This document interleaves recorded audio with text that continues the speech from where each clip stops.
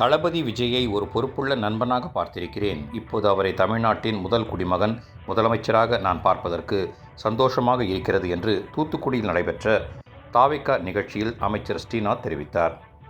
தூத்துக்குடியில் முதல்வர் விஜயின் பிறந்தநாளையொட்டி மாற்றுக் கட்சிகளைச் சேர்ந்த 3000 பேர் தமிழக வெற்றிக் கழகத்தில் இணையும் விழா, நலத்திட்ட உதவிகள் வழங்கும் விழா நடைபெற்றது. நிகழ்ச்சியில் அமைச்சர் ஸ்ரீநாத் கலந்து கொண்டு பேசினார். எல்லாருமே நல்லா இருக்குமா? நல்லா இருக்குமா? சூப்பரா இருக்குமா? தளபதி சொன்ன மாதிரி உங்களுக்கு பிரச்சாரம் டைம்ல அவர் கொடுத்த வாக்குறுதி மாதிரி எல்லாரும் நல்லா இருப்போம், நல்லா இருப்போம், கான்பிடண்டா இருங்க, நல்லதே நடக்கும், வெற்றி நிச்சயம் அப்படின்னு சொன்னாரு. சொன்னதை செஞ்சாரா இல்லையா நம்ம தலைவர் மாண்புமிகு முதலமைச்சர் திரு சி. ஜோசப் விஜய் நண்பா அப்படின்னு சொல்லிட்டு இருந்த அவரு இப்படி என் வாயால கூப்பிடுறதுக்கு எவ்வளவு சந்தோஷமா இருக்கு, எவ்வளவு பெருமையா இருக்கு தெரியுமா?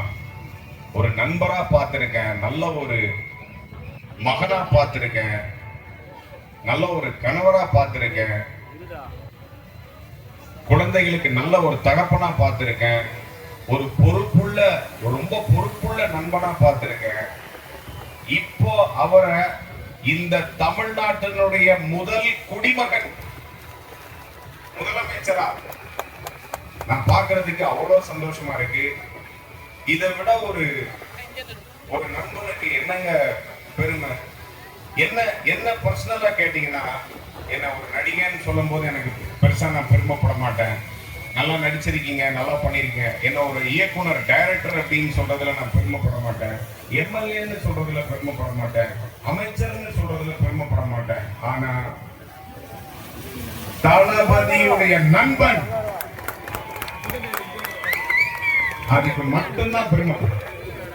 அது சொல்லும் போது எனக்கு பேச்சு வரல, அவ்வளவு சந்தோஷமா இருக்கு.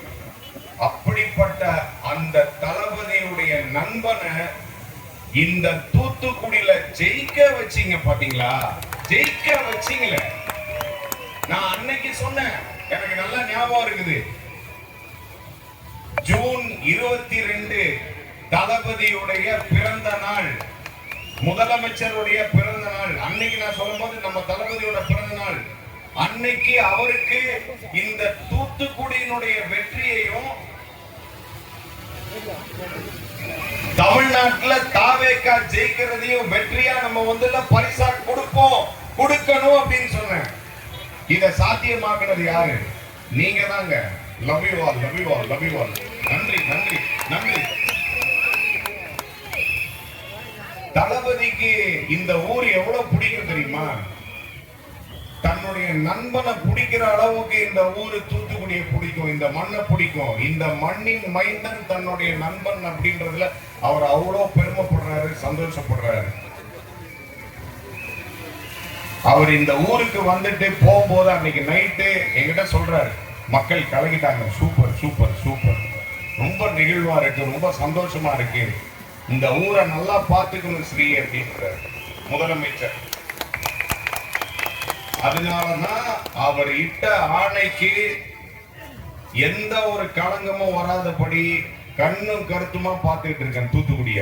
அதுக்கு உங்களுடைய சப்போர்ட் எனக்கு அவ்வளவு வேணும், சரிங்களா? தளபதியுடைய இந்த பர்த்டே இதோ நாளான்னைக்கு வருது. அதுல இத்தனை பேரு, கிட்டத்தட்ட ஒரு 3650 பேரு இணைறாங்க அப்படின்னும் போது அவ்வளவு சந்தோஷமா இருக்கு. ஏன் தெரியுமா? அவர்லாம் கட்சி எப்படிங்க ஆரம்பிப்பாரு அப்படின்னாங்க. ஆரம்பிச்சாரு. சரிங்க, அவர் எப்படிங்க எலெக்ஷனை சந்திப்பாரு அப்படின்னாங்க. சந்திச்சாச்சு. எப்படிங்க அவர் ஜெயிப்பாரு? ஜெயிச்சாச்சு. சரிங்க, ஜெயிக்கலாங்க, எப்படிங்க ஆட்சி அமைப்பாரு? அமைச்சாச்சு. சொல்றத படிப்படியா செய்யறதுதான் நம்ம தலைவர். ஒரே ஒரு விஷயம் சொல்லிட்டு நான் என்னுடைய உரையை முடிச்சுக்கிறேன். இன்னொரு ஒரு ஃபங்க்ஷன் ஒரு இது போகணும் அப்படின்றதுக்கு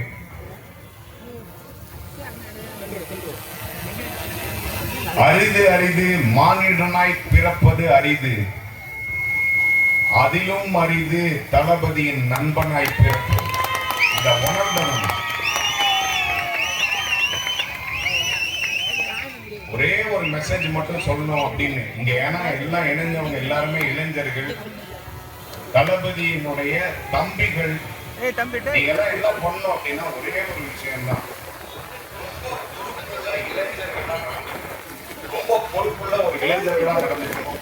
அதுதான் நம்ம தளபதியுடைய பிறந்த நாளுக்கு நம்ம ஒரு ஓட்டா எடுத்துக்கணும். சரிங்களா? எடுத்துக்குவீங்களா? ஷுவரா?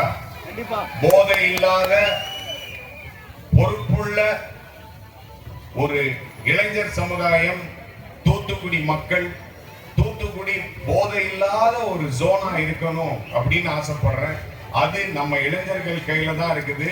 நீங்க கண்டிப்பா பெண்கள் பாதுகாப்பு, குழந்தைகள் பாதுகாப்பு, முதியவர்கள் பாதுகாப்பு, இதுலெல்லாம் ரொம்ப கேர்ஃபுல்லா இருக்கணும், ரொம்ப கேர்ஃபுல்லா இருக்கணும், ரொம்ப பொறுப்பா இருக்கணும். இதுதான் என்னுடைய தாழ்மையான வேண்டுகோள். தளபதியின் பிறந்த நாளுக்கு நான் உங்களுக்கு அன்பு கட்டளையிடுறேன், அன்பு வேண்டுகோள் வைக்கிறேன். இதை கண்டிப்பா நீங்க நிறைவேற்றுவீங்க அப்படின்ற நம்பிக்கை எனக்கு இருக்கு, நம்பிக்கை இருக்கு.